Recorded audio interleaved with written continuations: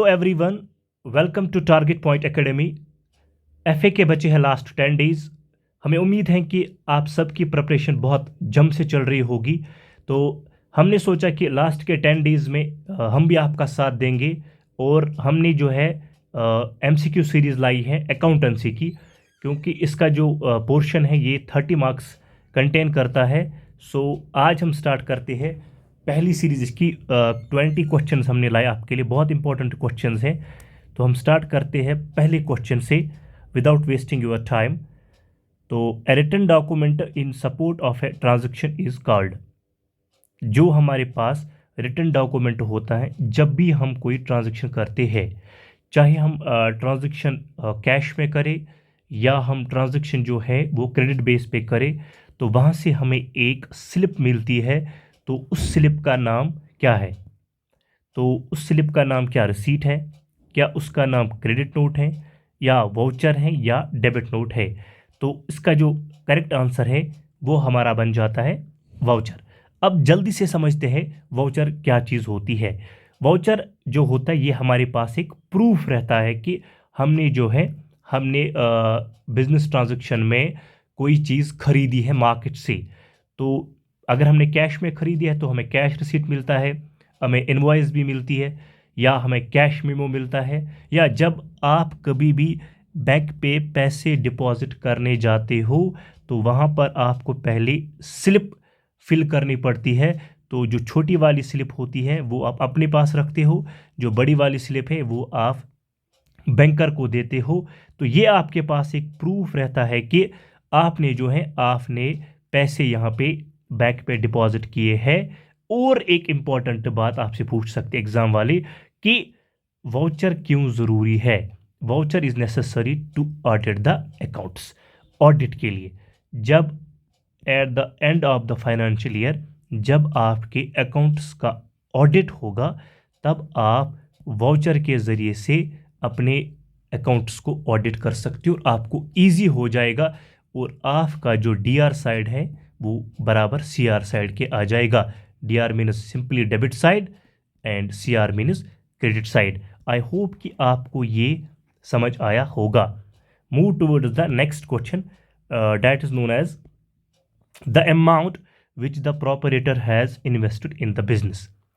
वो अमाउंट जो प्रोपरेटर ने इन्वेस्ट किया है बिजनेस में, उसको हम क्या कहते हैं? बिफोर कि आप इसका आंसर दो, हम थोड़ा समझते हैं एक चीज़। हमेशा एक चीज़ ध्यान में रखो कि जब भी आप अकाउंटेंसी के क्वेश्चन को अप्रोच करोगे तो आपको हमेशा हमेशा के लिए क्या करना है? आपको बिजनेस पॉइंट ऑफ व्यू से सोचना है। अगर आप बिजनेस पॉइंट ऑफ व्यू से सोचते हो, डेफिनेटली आपका क्वेश्चन जो है वो 100% राइट हो जाएगा। लेकिन मैक्सिमम बच्चे क्या करते हैं, वो या तो अपने पॉइंट ऑफ व्यू से सोचते हैं, या तो कस्टमर पॉइंट ऑफ व्यू से सोचते हैं, या सप्लायर पॉइंट ऑफ व्यू से सोचते हैं। लास्ट में क्या हो जाता है, उनका जो क्वेश्चन है वो गलत हो जाता है और उनका आंसर जो है वो करेक्ट नहीं होता है। फिर वो ये कहते हैं कि मैंने ये पढ़ा था लेकिन स्टिल मुझे एग्ज़ाम में गलत हो गया। डेफिनेटली हो जाएगा, क्योंकि आपको हमेशा क्या करना है, आपको हमेशा बिजनेस पॉइंट ऑफ व्यू से सोचना है। तो इसका मतलब है यहाँ पर हमारे पास दो चीज़ें हैं, एक तो है प्रोपरेटर, दूसरा हमारे पास है बिजनेस। प्रोपरेटर एक अलग चीज़ है, बिजनेस एक अलग चीज़ है। ये दोनों सेपरेट हैं, इनके बीच में एक रिश्ता है। वो क्या है हम बताते हैं आपको। जो प्रोपरेटर होता है ये बिजनेस को पैसे उधार देता है। फॉर एग्जाम्पल, प्रोपरेटर जो है ये बिजनेस को 50,000 पैसा उधार देता है। ये उसको बोलते हैं ये लो आप बिजनेस। लेकिन ये पैसे क्या देता है? As a capital. इसको हम कैपिटल कहते हैं। जब ओनर पैसा इन्वेस्ट करता है बिजनेस में, फॉर एग्जाम्पल 50,000, तो ये इसके लिए कैपिटल है। लेकिन अगर हम बिजनेस पॉइंट ऑफ व्यू से सोचेंगे, बिजनेस के लिए ये एक लायबिलिटी है। बिजनेस के लिए क्या है? बिजनेस के लिए ये लायबिलिटी है। आई होप आपको समझ आया होगा। मैंने कहा कि the amount which the proprietor has invested in the business. Proprietor जो है ये एक अलग है और जो बिजनेस है ये अलग है। जब प्रोपरेटर बिजनेस में पैसा इन्वेस्ट करता है उसको हम कैपिटल कहते हैं, और बिजनेस के लिए ये पैसा क्या है? ये इसके लिए लायबिलिटी है। तो इसका जो करेक्ट आंसर है, क्योंकि ये आपसे पूछ रहा है, तो इसका करेक्ट आंसर आपके पास क्या आ जाएगा, वो आ जाएगा कैपिटल। आई होप कि आपको ये चीज़ समझ आई होगी। उसके बाद चलते हैं जल्दी जल्दी से हमारे तीसरे क्वेश्चन की तरफ, दैट इज नोन एज, इसका जो आंसर है सेकंड का मैंने बता दिया आपको, वो क्या है, वो कैपिटल है। तो इसका राइट आंसर जो है वो कैपिटल है। अब चलते हैं तीसरे क्वेश्चन की तरफ, एसेट माइनस लेबिलिटी इज, जब हम एसेट से लेबिलिटी को माइनस करते हैं तो उसमें हमारा, जब हम एसेट से माइनस करते हैं लेबिलिटी को तो वहाँ पर हमारा क्या बचता है। तो पहले हम समझते हैं एसेट क्या होता है। सिंपली एसेट एक ऐसी प्रॉपर्टी है जो हमें बिजनेस के लिए ज़रूरत है, चाहे वो जो इंसान को अपनी होती है, इंसान की बिलोंगिंग्स होती है। वो इंसान, जब इंसान कोई काम स्टार्ट करता है तो ओब्वियसली इंसान के पास या तो कुछ पैसा होना चाहिए, वो भी उसका एसेट है, कैश इन हैंड, या उसके पास कोई प्लांट एंड मशीनरी होनी चाहिए, वो भी एसेट है, या उसके पास फर्नीचर होना चाहिए, ये भी एक एसेट है, या उसके पास बैंक बैलेंस होनी चाहिए, या उसके पास स्टॉक होना चाहिए, या उसके पास गुडविल होना चाहिए। तो ये सारे आते हैं किसके अंदर, एसेट के अंदर। एसेट मतलब होता है जो इंसान को अपनी प्रॉपर्टी होती है। फॉर एग्जांपल अगर मुझे एक स्कूल डालना है तो स्कूल के लिए अगर मेरे पास अपनी लैंड है तो ये मेरे पास एसेट है। अगर उसके लिए मेरे पास कोई स्टॉक अवेलेबल, कोई मटेरियल अवेलेबल है तो वो मेरे पास एसेट है। तो ये क्वेश्चन हमसे पूछता है सिंपली, जब हम एसेट को माइनस लायबिलिटी करते हैं तो वहाँ पे हमारे पास क्या बचता है, डेफिनेटली वहाँ पर हमारे पास क्या बचता है, वहाँ पर हमारे पास कैपिटल बचता है। कैपिटल मैंने अभी बोला कि वो अमाउंट जो हमने क्या किया है, इन्वेस्ट किया है, किसमें, बिजनेस में इन्वेस्ट किया है। तो इसका जो राइट आंसर है वो हमारा क्या आ जाएगा, capital. Now move towards the fourth question. अच्छे से इस क्वेश्चन को पढ़ना। The assets that can be converted into cash with in a short period of time, यहां पर इसका आंसर बन जाता है वो एसेट जिसको हम कन्वर्ट कर सकते हैं with in an accounting period of time, उसको हम क्या कहते हैं। सिंपली अभी मैंने आपको एसेट समझाया, एसेट क्या चीज़ होती है। तो जो हमें शॉर्ट पीरियड ऑफ टाइम में पैसा दे सकता है वो एसेट, तो उसको हम क्या कहते हैं। क्या हम उसको टेंजेबल कहते हैं, या क्या हम उसको फिक्सड कहते हैं, क्या हम उसको इन्वेस्टमेंट कहते हैं, या इनमें से कोई नहीं है। डेफिनेटली जब शॉर्ट पीरियड ऑफ टाइम की बात आ गई तो हमारे पास एसेट जो होते हैं वो बहुत सारे तरीक़ों में होते हैं। फॉर एग्जांपल हमारे पास ऐसा टेंजेबल भी होती है। टेंजेबल सिंपली याद रखना है जिसकी फिजिकल एग्जिस्टेंस होती है, जिसको आप देख सकते हो। फॉर एग्जांपल हमारे पास कैश है, पैसा हमारे पास, इसको आप देख सकते हो। हमारे पास प्लांट है, हमारे पास मशीनरी है, हमारे पास लैंड है, हमारे पास कोई बड़ी गाड़ी है, इसको आप देख सकते हो। Definitely it's an tangible asset. Intangible वो होता है जो जिसकी बराबर वैल्यू है लेकिन जो हमें दिखाई नहीं दी, जिसकी कोई फिजिकल एग्जिस्टेंस नहीं होगी। फॉर एग्जांपल हमारे पास कोई गुडविल है, हमारे पास पेटेंट है, हमारे पास ट्रेडमार्क है। फॉर एग्जांपल हम बोलते हैं कि सबसे ब्रांड जैकेट जो है वो कैचवा का आता है। सो कैचवा जो है ये इसका क्या है, ये इनका गुडविल है या ये इनका ट्रेडमार्क है, तो इनसे ये चीज़ पहचानी जाती है। डेफिनेटली ये भी इसका एसेट है। तो इसी तरह हमारे पास फिक्स्ड वो होता है जो हमें लॉन्ग टर्म बेनिफिट देता है, इकोनॉमिक बेनिफिट, ये याद रखना ज़रूरी है। और उसके बाद होता है हमारे पास क्या, करंट एसेट। करंट एसेट वो होता है जो हमें with in an accounting period हमें बेनिफिट देता है।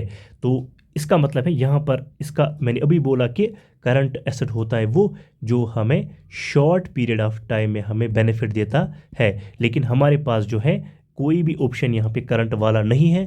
तो इसका जो आंसर आएगा वो आएगा नन ऑफ द एबो। कुछ बच्चे क्या करते हैं एग्जाम में, वो एसेट देखते हैं तो ऐसे ही मारते हैं, ये देखो एसेट है इसका, तो एसेट पीछे देख के आंसर करते हैं तो वहाँ पर उसका -0.25 हो जाता है। फिर बोलते हैं कि मैंने ठीक लिखा था, पता नहीं क्या हो गया।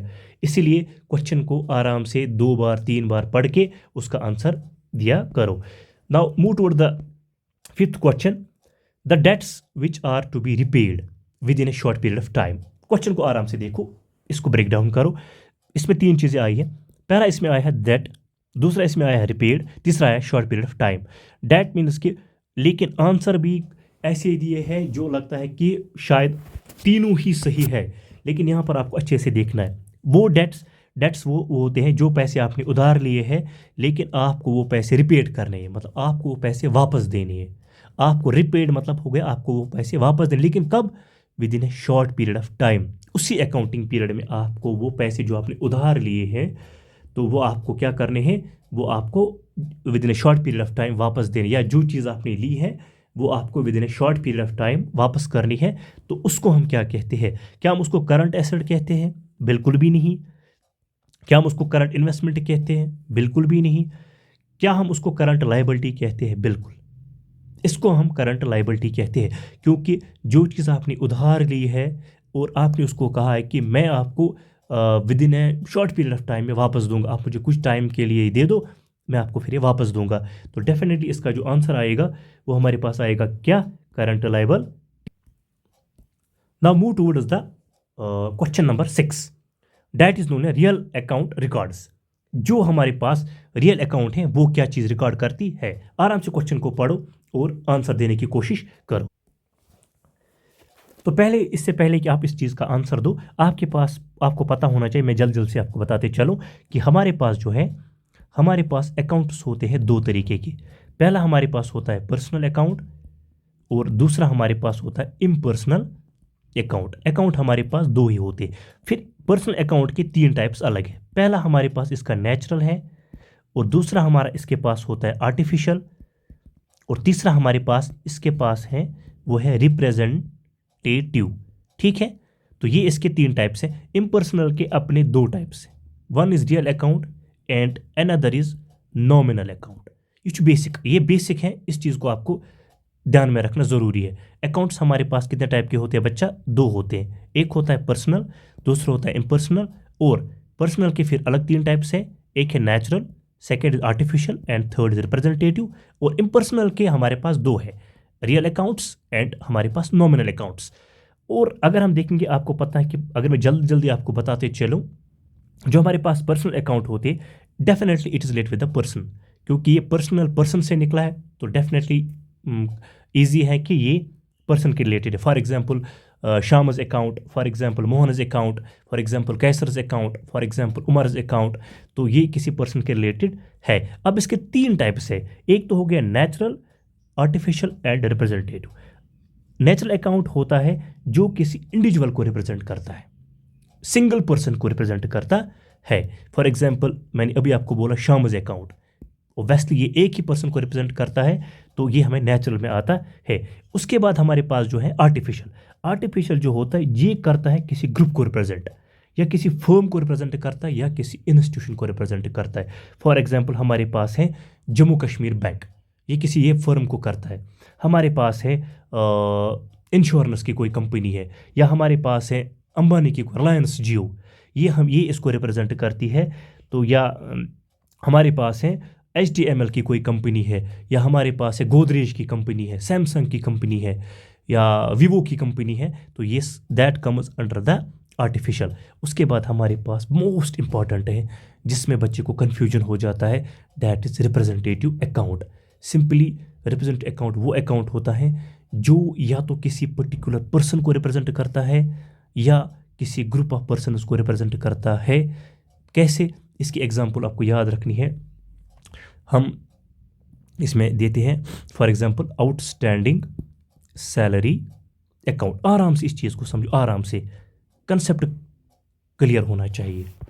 रिप्रेजेंटेटिव डेफिनेटली, अगर हम इसको इंग्लिश मीनिंग में जाएंगे, अकाउंटेंसी एक बार साइड में रख के, रिप्रेजेंटेटिव का मतलब जो किसी चीज़ को रिप्रेजेंट करता हो।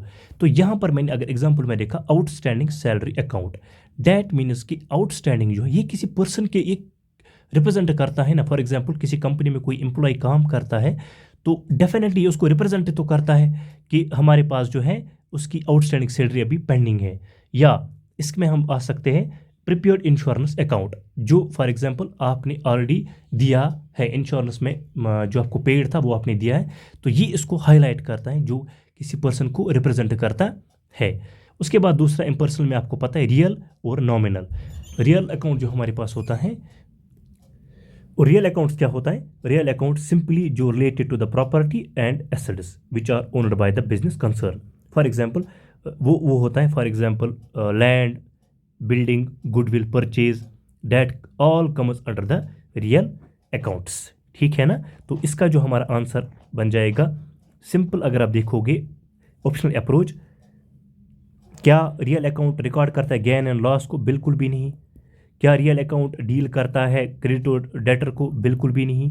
तो क्या ऑल ऑफ द एबव? तो डेफिनेटली नहीं आएगा, क्योंकि पहले जो दो कैंसिल हो गए तो इसका तो जिक्र ही नहीं है।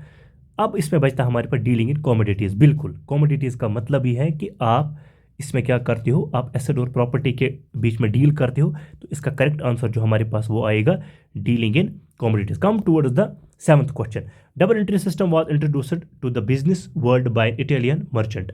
तो डबल एंट्री सिस्टम जो है उसको बिजनेस में किसने इंट्रोड्यूस किया है दुनिया में पहली बार? तो इसको इंट्रोड्यूस किया है किसने? आंसर देने की कोशिश करो। इसको किया है इंट्रोड्यूस लिक्वाइस पिकोली ने। इसका जो करेक्ट आंसर है वो है ये। कब किया है? इन 1494 एडी। ये भी याद रखना जरूरी, ये आपको ऐसे याद रखना है। डबल एंट्री सिस्टम क्या होता है? जिसमें debit side is equal to credit side, जिसमें दोनों अकाउंट्स इन्वॉल्व होंगे, उसको हम कहते हैं double entry system. Now come towards the 8th question. The expanded accounting equation is used by which statement? जो हमारे पास एक्सपेंडेड अकाउंटिंग इक्वेशन होती है, जब हम अकाउंटिंग इक्वेशन को एक्सपैंड करते हैं, जब हम उसमें सारी चीज़ों को इंक्लूड करते हैं, जब हम उसमें डिविडेंड भी करते हैं, जब हम उसमें क्रेडिट भी करते हैं, डेबिट भी करते हैं, प्रॉफिट भी करते हैं, लॉस भी उसमें करते हैं, तो उसको हम किस स्टेटमेंट में दिखाते हैं? या क्या हम उसको कैश फ्लो स्टेटमेंट में दिखाते हैं? डेफिनेटली नहीं। क्या हम उसको इसमें दिखाते हैं, बैलेंस शीट में दिखाते हैं? क्या हम उसको इनकम स्टेटमेंट में दिखाते हैं? क्या हम उसको नन ऑफ द एबो? इनमें से क्या कोई भी नहीं है। इनकम स्टेटमेंट तो बिल्कुल भी नहीं दिखाते, तो उसको हम दिखाते हैं किसमें? Balance sheet. ऑब्वियसली जो भी बिजनेस में एक्टिविटीज़ होती है, चाहे आपका लॉस हो, चाहे आपका गेन हो, चाहे आप जो भी अकाउंटिंग स्टेटमेंट आपका होगा, तो उसको हम किस में दिखाते हैं? बैलेंस शीट में। कम towards the 9th question. I hope कि आपको ये समझ आया होगा। ये बहुत इंपॉर्टेंट है। What type of balance do asset accounts have? जो एसेट अकाउंट्स होते हैं, एसेट मैंने आपको पहले ही भी समझाया कि एसेट अकाउंट्स में कौन सा बैलेंस होता है?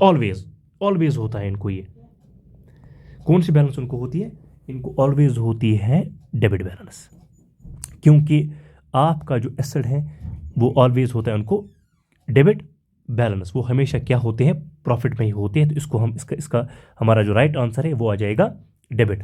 Now come towards the 10th question. Which person owes an account to a business organization for buying goods and services on a credit base? अच्छे से समझो, ब्रेक डाउन करो क्वेश्चन को। वो पर्सन जो इंजॉय करता है हर एक चीज़ को, जो चीज़ें खरीदता है या जो सर्विस लेता है ऑन क्रेडिट बेसिस पे। फॉर एग्जाम्पल, एक पर्सन है, वो उधार में क्रेडिट बेस पे कुछ चीज़ें लेता है, घर का सामान लेता है। फॉर एग्जांपल, उसने साल्ट लिया, शुगर लिया, उसने आटा लिया, उसने ऑयल लिया।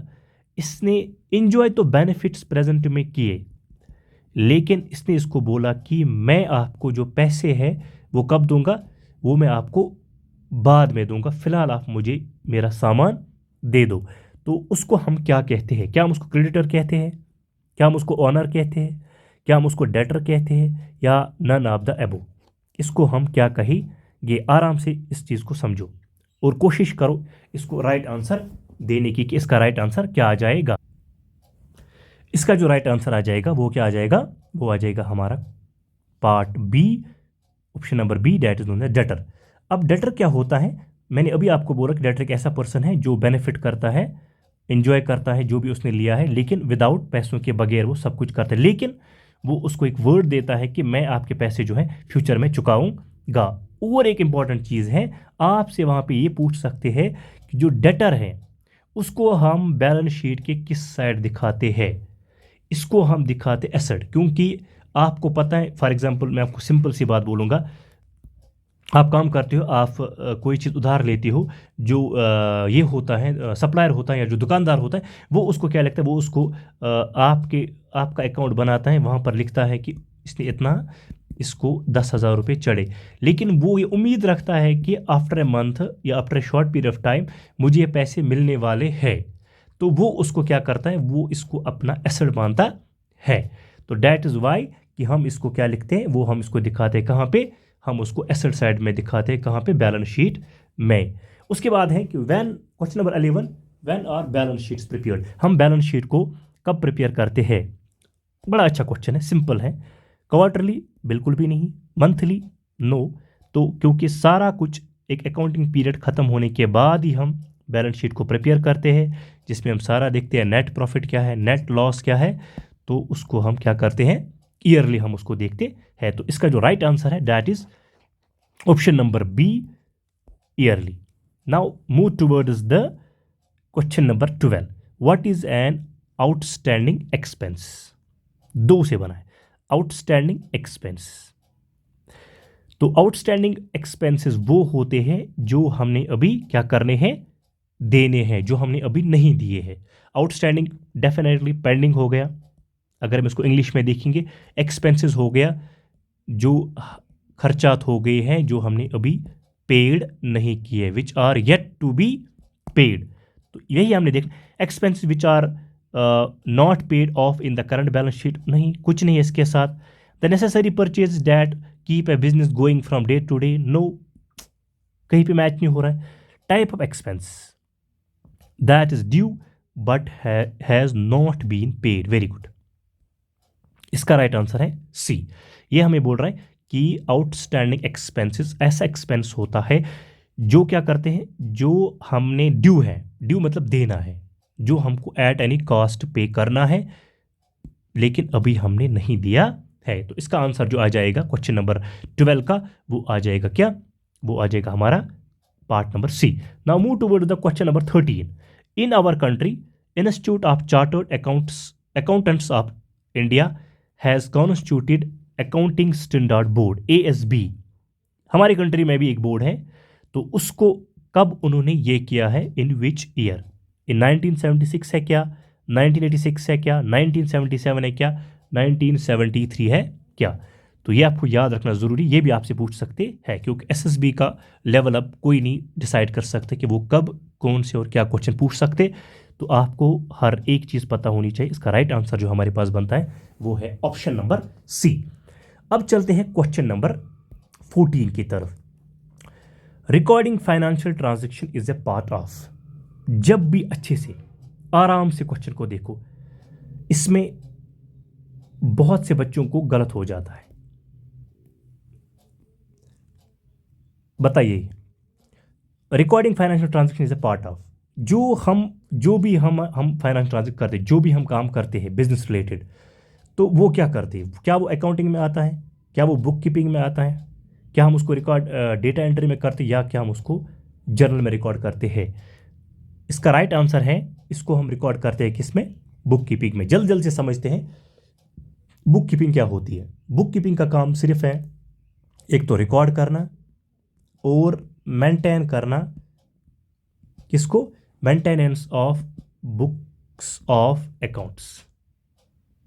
मेंटेन, ये रिकॉर्ड और मेंटेन करता है किसको, बुक्स ऑफ अकाउंट्स को, कौन, बुक कीपिंग। और अकाउंटिंग का क्या काम है, अकाउंटिंग सिर्फ रिकॉर्ड ही नहीं करती है, अकाउंटिंग आपके अकाउंट्स को एनालिसिस भी करती है, उसको इंटरप्रेट भी करती है, वो उसको कम्युनिकेट भी करती है। और डैट मीन्स कि ये सारी चीज़ें कर, एक तो ये रिकॉर्ड भी करती है, मेंटेन भी करती है, लेकिन ये क्या करता है, ये अकाउंटिंग आपकी एनालिसिस भी करती है, आपकी इंटरप्रिटेशन भी करती है, और आपकी कम्युनिकेशन भी करती, कम्युनिकेट भी इसको करती है। और आपका बुक कीपिंग जो है ये आपका प्राइमरी स्टेज है, और अकाउंटिंग आपका सेकेंडरी स्टेज है। इस चीज़ को याद। और जो हमारे पास बुक कीपिंग है ये हम रूटीन और कलरिकल इन नेचर है, इसको हम कंटिन्यूसली ये करते हैं। और जो हमारा अकाउंटिंग है it is analytical and executive in nature. मेरी बात समझ आई, वेरी गुड। अब चलते हैं क्वेश्चन नंबर, तो इसका राइट आंसर क्या आएगा क्वेश्चन 14 का, that is book keeping part number 2। हमारे पास है question number 15, who is external user of financial statements? Before कि आप इसका आंसर दो चीज़ें आपको याद रखनी चाहिए। हमारे जो यूज़र्स है वो दो होते हैं, एक होता है इंटरनल यूज़र और दूसरा हमारे पास जो है वो होता है हमारे पास एक्सटर्नल यूज़र। इंटरनल यूज़र वो होता है या वो इंसान होता है या वो ग्रुप ऑफ बिजनेस होता है जो विद इन द ऑर्गेनाइजेशन काम करता है, जो ऑर्गेनाइजेशन के अंदर काम करता है, उनको हम बोलते हैं इंटरनल यूज़र। और वो लोग या वो ग्रुप ऑफ पीपल जो बिजनेस के ऑर्गेनाइजेशन के बाहर काम करते हैं उनको हम बोलते हैं क्या? External users. अब आपको सिंपली याद रखना है कि आपसे एग्जाम में पूछ सकता है इंटरनल यूज़र्स कौन कौन से। सिंपली याद रखो, ऑमलेट, ओ एम, ऑमेट, ऑमेट भी आप याद रख सकते हो, या ऑमलेट, एल फिर नहीं आएगा क्योंकि एल आप साइलेंट रखना है। O means organ owner, M means management, E means employees और ट्रेड यूनियन। ये सारे क्या है हमारे? ये हमारे सारे आते हैं इंटरनल यूजर्स में। अगर हम बात करेंगे अब एक्सटर्नल यूजर्स की, एक्सटर्नल यूजर्स हमारे कौन कौन से? अभी मैंने बोला कि जो आउटसाइड द ऑर्गेनाइजेशन काम करते हैं, उसमें हमारा क्रेडिटर आता है, उसमें हमारा इन्वेस्टर आता है, उसमें हमारा डेटर आता है, उसमें हमारा बैंक आता है, उसमें हमारा गवर्नमेंट आता है, उसमें हमारी टैक्स अथॉरिटी आती है, उसमें हमारा रिसर्चर्स आते हैं, उसमें हमारी एजेंसीज आ जाती। कौन कौन आता है उसमें? इन्वेस्टर आता है, क्रेडिटर आता है, बैंक आता है, गवर्नमेंट आता है, टैक्स अथॉरिटी आती है, और इसमें हमारे रिसर्चर्स आते हैं, और इसमें हमारी रेगुलेटिंग एजेंसीज आती है। अब आपसे पूछ एक्सटर्नल यूज़र कौन है?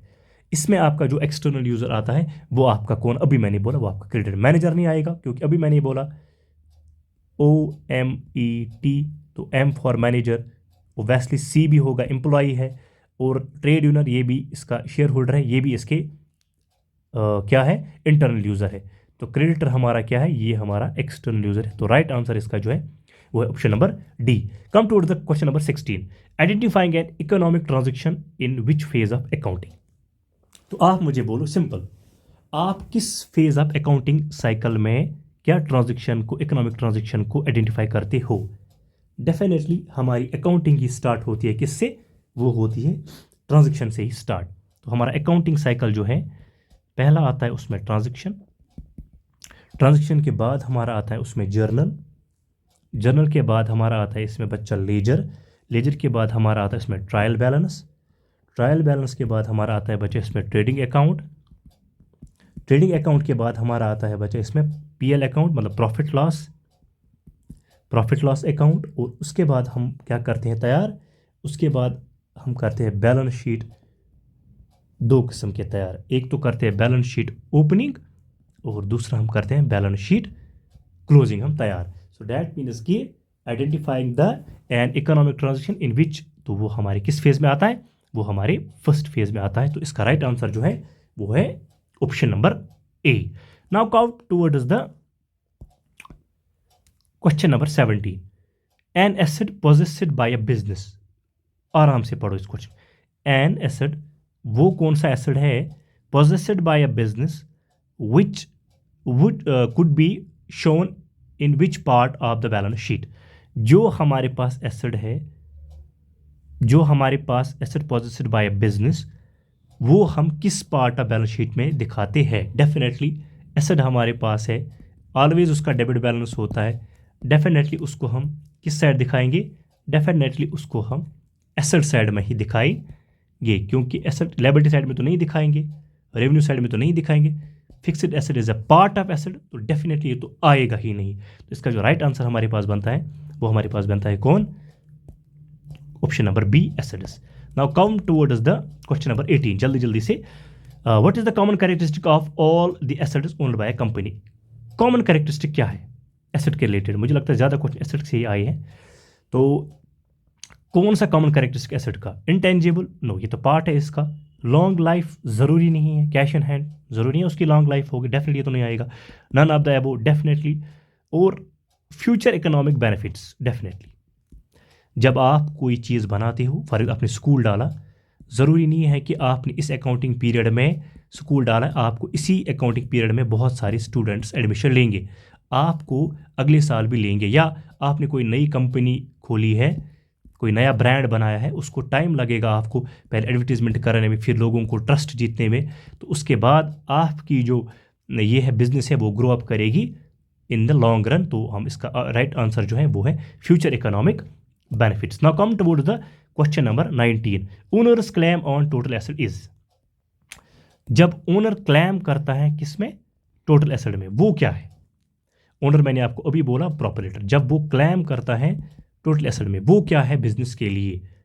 तो वो है बिजनेस इक्विटी। क्या है? बिजनेस इक्विटी इसका जो है वो राइट आंसर है। आई होप कि आपको।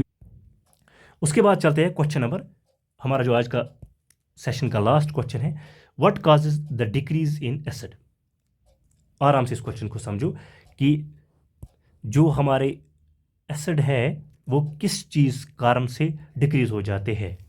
हमारे एसेट है वो किस, क्या हम जब हम कैश परचेज करते हैं उससे? डेफिनेटली नहीं।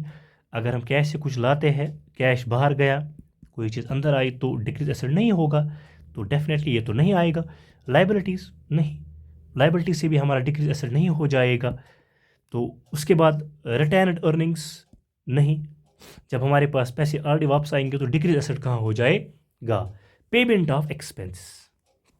तो यहाँ पर हमारा एक ही ऑप्शन बचता है। अगर हम एलिमिनेशन अप्रोच को देखेंगे तो हमारे पास यहाँ पर एक ही अप्रोच बचता है, that is known as payment of expense. जब हमने अभी जो हमने खर्च किया है, जब हमने उसके पेमेंट करेंगे तो डेफिनेटली जो हमारे पास एसेट होगा वो क्या हो जाएगा? वो डिक्रीज हो जाएगा। तो इसका जो राइट आंसर है वो है हमारा क्या? Option number C. तो आई होप कि आपको ये सारी चीज़ें जो है समझ आई होगी। तो ये हमारा जो था पहला लेक्चर था इसका एमसीक्यू सीरीज़ का। तो डेली बेस पे हम आपको लेक्चर देंगे 11 बजे हर दिन, जब तक एफए का एग्ज़ाम होगा, फाइनेंस अकाउंट असिस्टेंट का, तब तक हम आपको रूटीन में ये 11 बजे आपको ये लेक्चर मिला करेगा अकाउंटेंसी का, और रेस्ट ऑफ द लेक्चर्स भी आपको मिला करेंगे दिन में। तो हमारे चैनल को आप सब्सक्राइब करो और उसको लाइक भी करो। अगर पसंद आए तो अगर कोई सजेशन है तो वो आप कमेंट बॉक्स में डाल सकते हैं। Thank you so much, best of luck.